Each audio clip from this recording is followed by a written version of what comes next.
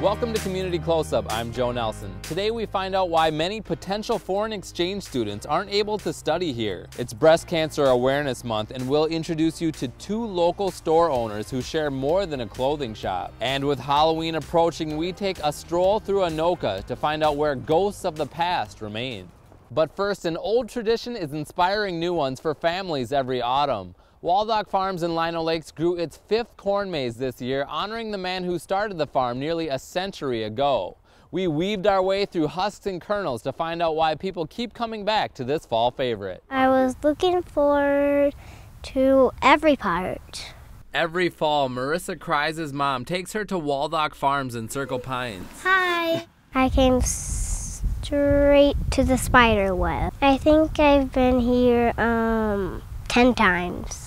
It's a place families find to enjoy the season for a variety of reasons. So at the farm here, we have pedal carts for kids and adults. We have pedal trikes for the little toddlers, a corn box, hay jump, some swings, a mini maze, playhouses, obstacle course, and the list goes on to little play sets behind us, and a fort. And we have a complimentary hayride to the pumpkin patch on the weekends. And we also have a barnyard that you can come to as well. Doug Joyer says his great-grandfather, Bill Waldock, bought this farm in 1916. At that point, he commuted from St. Paul and farmed on the weekends, and his kids helped out on the farm.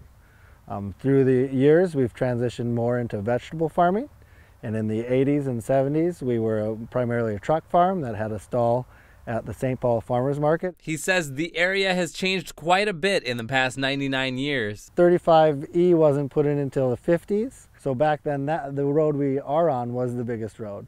But very rural, farms all over this area, and it would have been pretty rural. And now we are blessed with the suburbia sprawl that is now with the communities around us are very large. The family has sold pumpkins for decades and needed to offer more to keep customers coming. We had to attract them in here with a little more fun things to do.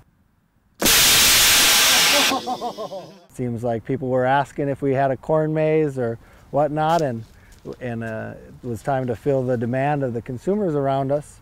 And then once you have a corn maze, you want to entertain them, have a lot more fun things to do, so you're just not walking through a corn maze. So yeah, with the plethora of activities we have, is just to keep people here and keep them having fun all day. Creating a corn maze takes much longer than navigating one. We plant the corn maze at the end of the season of planting, so it gets planted sometimes late May, and then we cut it in July. So before it's knee high, that's when we go through and make the grid.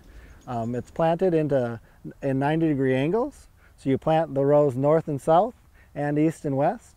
And then you take the idea that we have and put it into a system that tells us what row to start cutting and what row to end cutting. We keep it clean, we mow it and get rid of the corn husks and all the stuff in the ground for the next couple months, and then continuously throughout the season we're putting netting in so that people aren't cheating or there aren't any other rows, so that can maintain the integrity of the past. And although customers can't see it, the farm comes up with a new unique design each year. This year it's designed off of the founding generation, Grandpa Bill, my great-grandpa, and it was just a way to pay tribute to his hard work that he put into the farm. All the different maze ideas or designs give us a way to pay tribute to a different part of the farm. This year, people will have a chance to maneuver through the maze in the dark with only a flashlight and the moon guiding them through. I wanted to have more of a night where you could come out on a date, or there might be less children running around. So we close down the barnyard and just have this area lit, and you can walk through the corn maze with your headlamp and kind of have a little more challenging night. Regardless of the time of day. There's so many fun things to do. Our mission at the farm is to uplift spirits. Every season we have, it kind of makes you happy in a different way. The vegetable starts and the bedding plants, the smell in the greenhouse early on, and the delicious food we grow, and just the fun entertainment we have here with a clean atmosphere and a working farm that you can really even get a feel for what we've done all year to make this a good event for you. Marissa has her own suggestions on how to best enjoy the farm. You should come and find the animals in the corn box. You should jump into it, then you should play with the animals for 3 hours. It's really fun to see all the kids at play, the entertaining the people, seeing them run around each activity, running from activity to activity, and the parents just trying to keep up with them, and just the spirit of entertaining them. The only time it's nice that a kid's crying when the parents is taking them back to the car. They just don't want to leave. You know, that's a sign that we're doing things right and the kids are having fun. Every year, every day, I feel like I'm paying tribute to what they did and they started. Just the hard work and the dedication that he put into the farm, and that we can continue to put into the farm so that it can be around for generations to come. Flashlight nights are October 24th and 25th from 7 to 10 p.m. and the corn maze is open through Halloween. Still to come, furniture moving on its own and voices when no one else is home. We take a look at strange happenings featured on Anoka's Ghost Tour. Stay with us.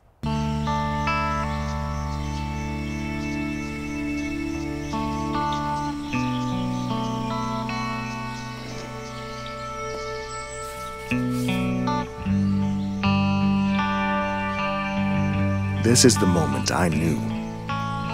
His future had no boundaries. There are some moments only the forest can inspire. Find yours at discovertheforest.org. The Halloween capital of the world has a rich history. Some of its historical figures who died long ago still haven't left. On a tour of odd happenings, we find out where ghosts of the past still make their presence known. It's a phenomenal house. There's so much history in this house that we feel honored to be here in the first place. Debbie Mucklow runs the Big White House antique store in Anoka, but when she moved her business in 11 years ago, she was told the old owners wouldn't be leaving. They said, "Do you mind sharing the house?" And I immediately thought, I'm not going to share it with another business. And when I brought that up, they said, no, not with another business, with, sharing the house. And I looked at her and said, oh, you mean with ghosts? It didn't take long for Debbie to notice she was not alone. We walked in the dining room, there was a large dresser that the top had been snapped off of it, the mirror and everything had been snapped off. But yet the glass items that were sitting on top, when the mirror snapped, it should have fallen on top of that. Instead, the mirror was found in the middle of the room and had done a complete revolution. So the mirror was looking up, the back was, and these are very large, thick bolts that were snapped. So that was kind of our first indicator that perhaps we needed to understand that this place wasn't ours, but belonged to, I'm assuming, the Aldriches, because they were the only ones that ever actually lived in the home. The Big White House isn't the only place in Anoka where sights and sounds don't always make sense. People came to the Historical Society wondering what was going on. So they experienced something weird happening in their house, and then they wanted to know more, like who lived here before I lived here, and maybe try to explain things that way, and see maybe somebody died in my house, or maybe this significant person lived here, and maybe that's why something weird is going on and why they're waking me up at 3 a.m. or why the stereo turns on when I did not turn the stereo on. And so they all came here looking for answers, and we started to see a pattern. And in 2004, we created our very first Ghost of Anoka walking tour, and held it every year ever since. The Big White House is one of 10 homes and businesses featured in the Ghost Tour. It was built by the Doctors Aldrich in 1904. They were a husband and wife doctor team who came to Anoka for a visit and liked it so much that they decided to stay.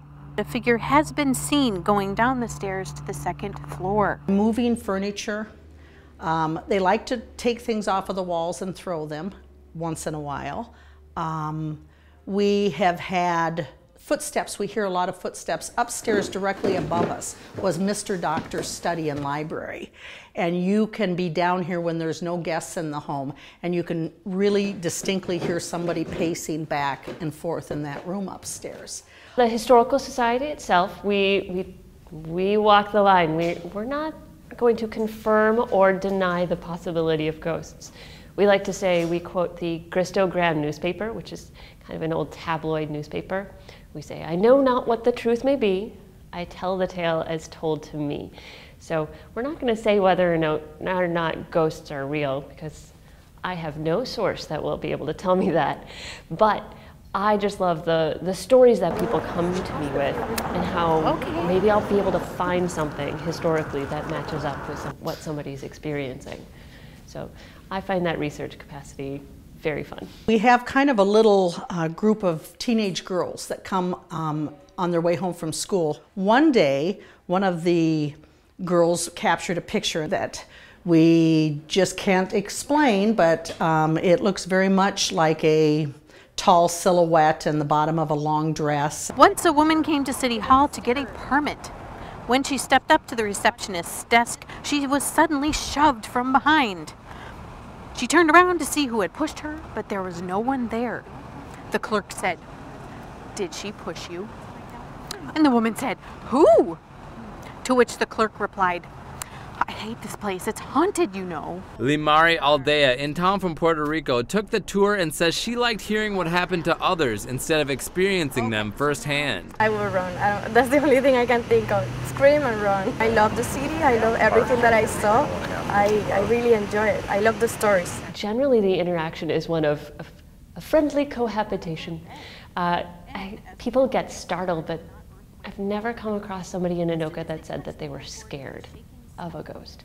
Maybe they were annoying, and it could be very annoying, but it wasn't something that hurt them. And I just think maybe it's a testament to Anoka as a city and the people who lived here. Even the ghosts are nice. Being open 7 days a week like we are, everyone can come see the grace and the beauty of this old house. And once in a while, if you're lucky enough, you get to see more. The ghost tours run Thursdays through Saturdays in October and every day during the week of Halloween. For more information, go to anokacountyhistory.org. Up next, we explain how filling an empty bedroom can make the world smaller. Stay with us. I've got a job to do today. I've got a job to do today.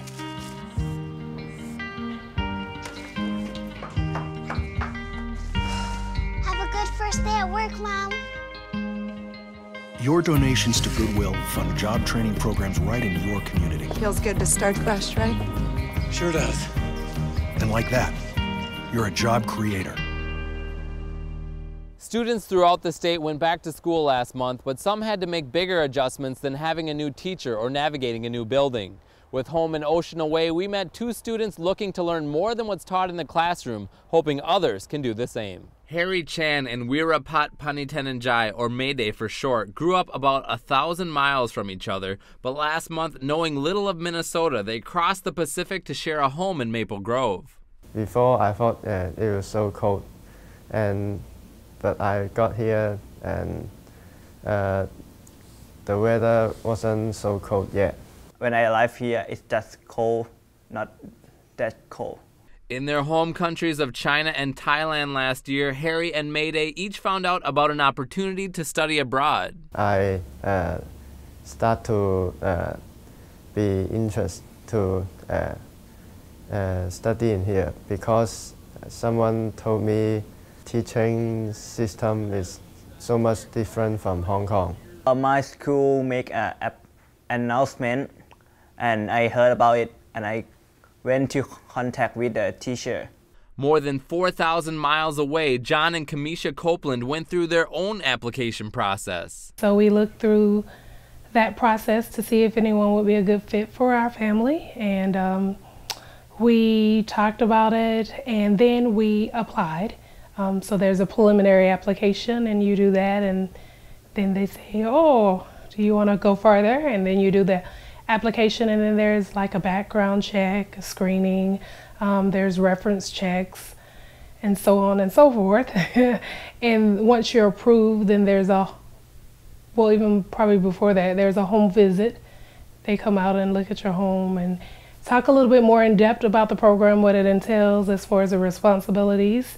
And from there, if you pass all those checks, then you're a host family.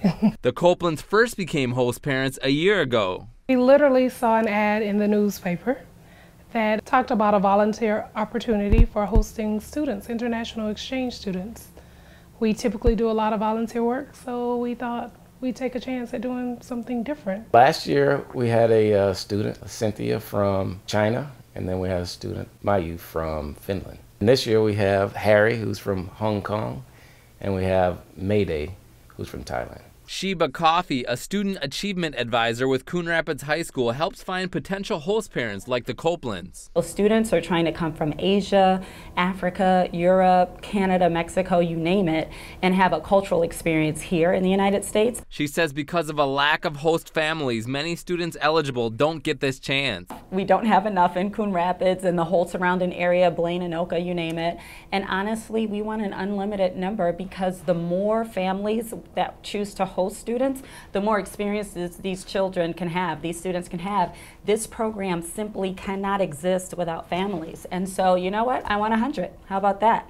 So I'd like to challenge people to call me and you know, serve as a host family or, you know, refer other host families. The foreign exchange program offers host parents the opportunity to choose students by gender, age, and country of origin. The Copelands looked further than that. So I think it was personality driven, interest driven, their willingness to engage or become a part of a family. We really looked at the individual kid and what they wrote in their potential host family letter, which is what was extremely important in making sure that they would fit well within our family framework. The Copelands, Harry and Mayday, say although they've only been together for a short time, it's already a positive learning experience.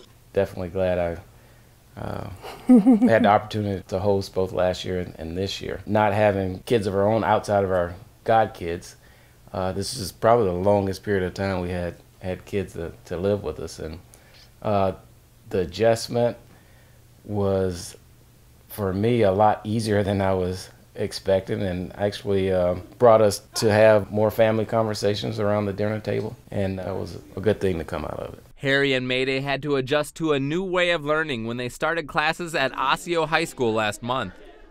In Thailand, when the end of hour, the students just sit in their chair and not trying to hurry to the next class. But here, when the vowel is ring, we got to go to the next class. Yeah, at first I got lost a lot of time, but now I know where I would go, so I know and not get lost. The classmate is so nice, and my English wasn't so good. They will speak slowly or speak again for me. School is different. You know, it could be harder or it could be less challenging, and so it really just depends on the students. I mean, they come from various different countries and various different school systems. I think it's easier. It's harder than Thailand because I have to use my second language, English. But much of what they hope to experience is outside of the classroom. I want to see the snow. I haven't seen the snow before. And I want to play the sport that I haven't played before, like skiing and ice skating. Only required to provide room and board, the Copelands say they hope more people will consider hosting in the near future. It's an excellent opportunity. It's culturally enriching. You learn from them and they learn from you. You build lasting relationships, not only with the student, but with their families. And I say that because their families entrust you with their children. And so because of that, even though you're not in connection with them much at all, maybe we'll see them on a Skype in passing. But it's a bond that's developed from afar. You know, we've received cards from both of the girls' parents saying thank you for caring for our children and helping them to have a great experience. The value literally is priceless. The host families here are providing an experience that cannot happen without them. So then the exchange students get to come here and experience America. They get to experience American culture, but then simultaneously the host family is experiencing that foreign culture right in their homes. Both the host parents and students say it's a unique chance to form connections to faraway places from backgrounds we're less familiar with. So we're always willing to learn about new cultures and countries, and embrace those. So that wasn't necessarily a priority for us. Get a new culture also. and some parents don't have children, and they will know about it and how to take care of them. If you choose a student, you can let the student to your country to let them can have a chance to hear, to join your family, to learn from you, and you can also learn from the student to get more culture. So you're kind of broadening your perspective. You're learning new things. You're learning about culture and food and just, you know, how they behave in different social settings. And what I think some of the larger things that we learn is, you know, there's more than one way to do something. And so it's nice to see how other people do a similar thing. And you can learn something from that. Take the good from that to add to the other good that we have and put it all together. And it's just a win-win learning experience. To become or refer a host parent or to find out how to attend high school abroad, contact Sheba Coffee at Coon Rapids High School. Coming up, we'll tell you how one store is fighting breast cancer with hats and lamps. Stay with us. Mom, can I have $1? Yeah, it's right. I think my purse is upstairs on the bed. It's not here. Check the dining room. No. What about your sister's room? It's not there either. The upstairs closet? The downstairs closet? There are no more closets. Moms everywhere are finding ways to keep kids active and healthy. Get ideas, get involved, get going at letsmove.gov. Thanks for watching Community Close-Up. We leave you at a Coon Rapids clothing store donating proceeds to breast cancer research. Its co-owners know the disease far too well, but hope to inspire others. I'm Joe Nelson. We'll see you next month. We have accessories, we have purses, we have lots of clothing. Donna Wilson and Marilyn Lom own a clothing business in Coon Rapids. Keeps us engaged, that's for sure. Keeps us aware of the economy, of the trends and fashion. I think we bring something to the area that isn't that commonplace. And it's nice to see people turn out. But they share much more than that. My family was getting sick, my mother and father and my husband, and I'm an accountant. So one of my clients, who I became good friends with, said, what you really need is a home care agency. So I went and talked to Donna. I talked to several people, and Donna's the only one that listened to me. So that's a good thing to do. So. The Highland Care and Crystal House owners met in a time of need. We met in a support group, and we try very hard to support each other. That support was put to the test when Marilyn was diagnosed with breast cancer in the spring of 2008. I just wanted to make my world very small, just kind of, contain it, I guess, everything, and I have a good support system. I did find out that here, probably close to 100 years ago, my grandmother had breast cancer. I didn't know that until actually my aunt told me when I was being tested. Marilyn wasn't alone in her fight. I just went in for a mammogram and they did went from there. Less than 6 months after Marilyn was diagnosed, she and Donna learned they'd battle breast cancer together, continuing to offer support for each other along the way. I had a mastectomy on the 22nd of October. And on Christmas Eve, I started chemotherapy. And I had an aggressive cancer, so they treated me aggressively, and I took a drug called Neulasta. That was worse than anything. It was very painful.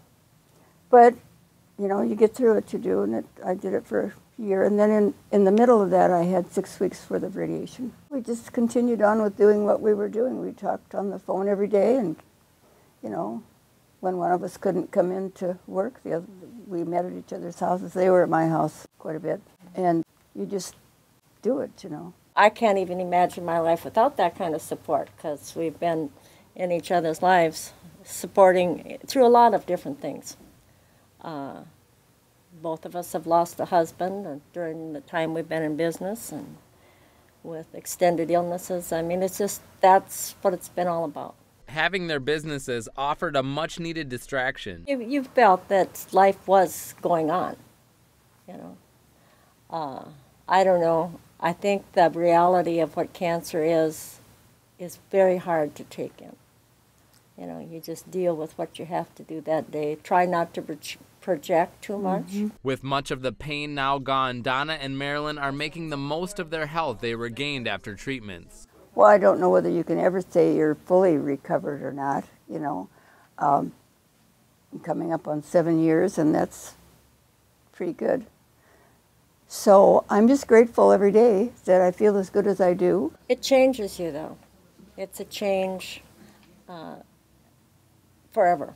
You know, every time you hurt someplace or something, all of a sudden, oh my God, is this going to start all over again? So you don't ever become, even though you may never get cancer again, but your life has changed. Our partnership is, I'm the accountant, but I can get really buried in the details. Donna's got a wonderful ability to back up and see the whole picture and say, hey, let's look at it this way. And that has to do with whether it was our breast cancer or our other company or the store. Yeah, I think we complement each other. I try and keep things in order, and Donna wants to keep us on the straight and narrow. 10% of October's store proceeds are going to cancer research. These store owners offer more than clothes and decorations. They share reminders to anyone who thinks cancer won't be their reality, and to those who know it is. Well, it can happen to you, but you can also recover. You know, keep the negativity out of your life and, you know, be as positive as you can and do what they tell you to do. So, you know, there's a lot of cancer around, and there's a lot of breast cancer around. It's just everywhere, but I think there's a lot being done. Makes you more conscious of your everyday blessings. You start looking a little closer at the little things that before maybe you ignored or just kind of went over your head, and all of a sudden you're grateful for them.